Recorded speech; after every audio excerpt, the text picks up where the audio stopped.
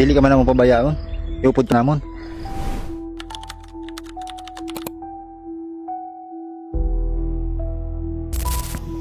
Viral ngayon ang video ng isang leader ng NPA na nasugatan sa engkwentro. Iniwan ang kanyang mga kasamahan. Ngunit iniligtas ng mga sundalo. Para makita pa sa sa tanan na yung mga kauban na buhi pa ka. Dili ka pinabayaan. Mga kaupod mo pinabayaan ni ka. Si alias Daddy, kilalang leader ng NPA sa Masbate, ay agad na nilapatan ng lunas at inilikas gamit ang Black Hawk helicopter upang madala sa ospital.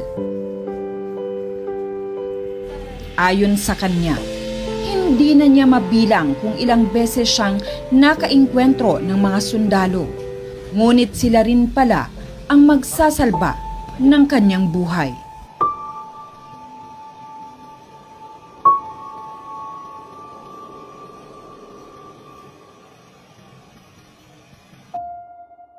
Dito makikita ang malaking kaibahan. Dili ka man namon pabayaan. Iupod ka man namon.